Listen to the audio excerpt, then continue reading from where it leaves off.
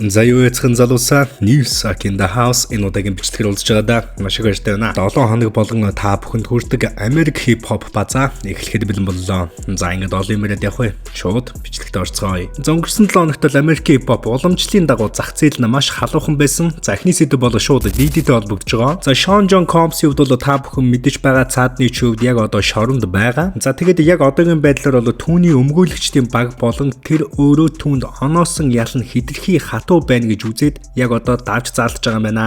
Өмгөөлөгчдийн зүгээс бол шүүхэд гаргасан шинэ баримт бичиг болон шүүгч DD-г цагаатгсан хэрэгүүдийн төлөө хүртэл шийдгсэн гэж бол буруутгаж байгаа. Тэгээд бас тэдний хэлж байгаагаар энэ ялан нь ижил төрлийн хэрэгт оноодог дундаж ялаас ойролцоогоор 4 дахин өндөр байгаа бөгөөд үүнийг тэд шударга ёсны гажуудал гэж бол нэрлсэн байгаа. За мэдээж энэ давж заалдах хуулийн үйл ажиллагаа нь амжилттай болох юм бол DD-гийн ялнаас хөнгөлж болно. Өмгөөлөгчдийн баг нь бүр шууд суллах талаар хүртэл зүйлүүдийг бол шүүгчдийн багтаа ярьж байгаа. Рэпер DD-гийн хувьд бол 2024 оны 9 сараас хоригдож эхэлсэн. За тэр хугацаанаас хойш л ингээд ялан тооцогдоод явж байгаа. За түүнд бол шүүх 50 сарын 20 ял оноосон. Тэгээд 2028 оны 4 сарын 25-нд бол суллагдах төлөвтэй байгаа яг одоогийн байдлаар. За хэрвээ түүний өмгөөлөгчдийн баг нь давж заалдаад шүүхэд ялагдчих юм бол яг одоогийн тэр 50 сарын ял нь бол хэвээрээ үлдэн ямар нэгэн байдлаар бол ял нэмэгдэхгүй юм байна. Хэрвээ түүний өмгөөлөгчдийн баг хэсэгчилж ялах юм бол шүүх ялыг багасгах эсвэл дахин ял оноохоор буцаах боломжтой юм байна. За энэ 7 хоногт бол ямар ч байсан DD-тэй холбоотой нэг иймэрхүү мэдээлэл цацагдсан. Тэгээд дараа 7 хоногийн базаагаар те энэ яг давж заалдах нь юу болсон бэ? Түүний ял нь хэвээрээ үлдсэн үү? Аль эсвэл багассан уу? За энэ бүх мэдээллийг бол та бүхэнд эх 7 хоногт хүргэнэ. За дараагийн сэдв бол Doja Cat-тай холбогдож байгаа. За түүний хувьд бол өөрийгөө borderline personality disorder гэдэг хэл хязгаарын эмгэг гэдэг бол өвчин байд юм байна. За тийм эмгэгтэй гэж бол өөрийгөө мэдгцэн. За энэ өвчнийх нь хувьд бол сэтгэл хөдлөл, өөрийгөө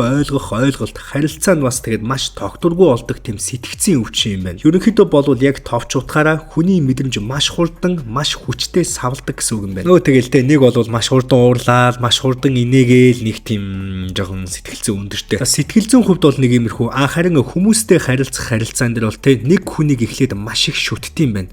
Дараа нь гинт ингэж үзэн ядаал те. Тэгээд энэ өвчний бас нэг том айдас нь болохоор хаягдахаас айгүй их айдаг гинэ. Найз, хайртай хүн холдох вэ гэж бол амар санаа зовдөг. Ганцаараа үлдчих вэ гэж айгүй их тийм санаа зовд юм байна. За энэ өвчний хувьд болвол те бага насны стресс, аль эсвэл драма, тэгээд генетик буюу удамшил бас дагдаг. За яг энэ гарч байгаа TikTok-ийн бичлэгэн дээр бол Doja Cat энэ өвчнөд олон жилийн турш тэмцэж байгаагаа бол хэлсэн. За яг Doja Cat-ийн хэлснээр бол багада өөрөө биш өөр хүн шиг дүр эсгэж өссөн энэ асуудалд нөлөөсөн байж магадгүй гэж боддог байсан. За тэгэд үүнээс гадна бол те би юу ч байсан хийн, ямар ч юм байсан хийн гэдэг багаасаа иймэрхүү өсөлттэй, иймэрхүү шахалттай байсан учраас энэ өвчнөд нь бас нөлөөсөн байж магадгүй гэж талаар бол ярьсан. Тэгээ энэ өвчнөдтэй тэмцэх нь маш хэцүү, бүр сэтгэлийн айгүй их шаналгаатай гэдгээ хэлсэн. Тэгээд олон жилийн турш эмчилгээ хийлгэж байгаа. Би тэгээд яг энэ хүртэл яваад ирсэндээ бол өөрөөрөө айгүй их бахархаж байгаа.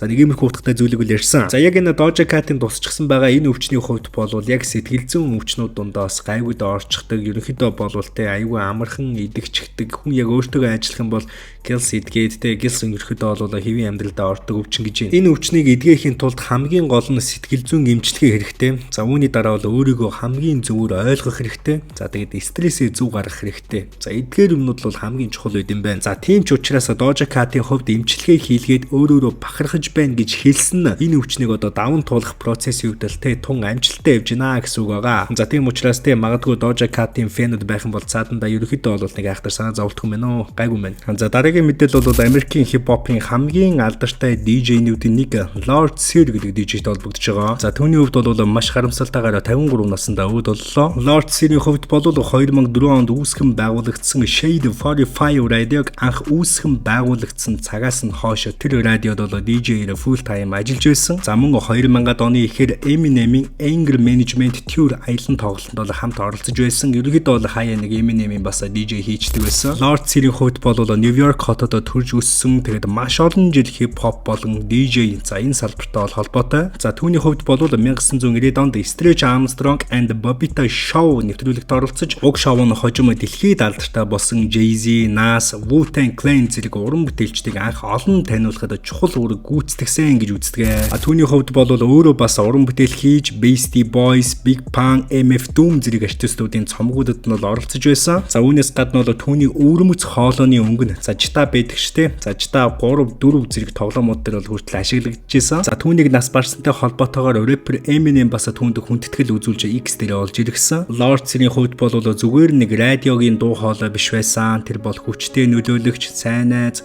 олон хүний гэр бүл шиг хүн байсан хэмээн бас хүндэтгэл илэрхийлсэн. За тэгээд Америкийн хип-хопын радио, DJ-ийн салбарыг үдийн хүртэл аваачхад маш том нөлөө үзүүлсэн. DJ Lords 53 наснда өөдөллөө. Rest in peace, Lords.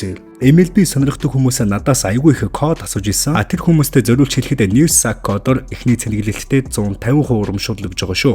За дараагийн сэдв бол Travis Scott-тай холбогдож байгаа. За ганц Travis Scott гэлтгүй T.I, Young Thug, Killer Mike болон Fat Joy-тай холбогдож байгаа. За тэдний хувьд бол рэп дууны үгийг шүүхтэр ашиглаж хүнийг цаазаар авах яд хүргэж болохгүй гэж үзэн Америкийн нэгдсэн улсын дээд шүүхэд хандсан байна. За энэ хэрэг нь Техас мужийн иргэн James Broadnax гэж этгээдтэй холбоотой. За түүний хувьд бол 2000 онд дээрмийн үеэр 2 хүний амийг хөнөөсөн хэрэгээр буруутгагдаж шүүх түүнийг цаазаар авах ялтай гэж бол тухайн үедээ шийдвэрлсэн. За яг энэ хэрэгтэй ял оноох шатанд нь прокурорууд Broadnax-ын яг өөрийнх нь бичсэн 40 гаруй хуудас рэп үгийг нотлох баримт болгон ашиглаж түүний дууны үгнүүд нь хүчирхийлэл, хулгай, аллаг, харт тамхи зэрэг сэдэвтэй тул ирээдүйд энэ хүн дахиад аюул тарьж магадгүй гэдгийг нь бол тайлбарлсан байгаа шүүхтэр. За энэ прокурорын хэлсэн үг бол шүүгчдэд бас нэлээд нөлөөсөн шийдвэртэн. За тэгэд яг үүний дараагаар Death Row буюу цаазын ялтай хоригдлуудын жагсаалтад бол түүнийг оруулсан шүүхийн зүгээс. Broadnax-ыг 2026 оны 4 сарын 30-нд цаазаар авах тов гаргасан боловч түүний өмгөөлөгчд энэ хэргийг дахин хянаач, гүйцэтгэлийг энэ цаазынхаа ялыг төр зогсоогооч гэж бол маш ихээр хүсэж байгаа. За яг энэ хэрэг дээр рэпер Travis Scott айгүй хүчтэй дуурч эхэлсэн. За мэдээж энэ талаар бол Travis Scott-оос гадна Travis Scott-ийн хуулийн баг болон өмгөөлөгчд бас ам нээсэн байгаа. За түүний өмгөөлөгч Alex Spiro гэдэг залуу хэлэхдээ Broadnax-ыг гангстер рэп хийсэн гэдэг шалтгаанаар ирээдүйд бол аюултай гэж үзээд тэгээд цаазын ял оноосон. Энэ бол одоо рэп хөгжмийг яллаж байгаа. Тийм учраас энэ бол маш буруу дохио,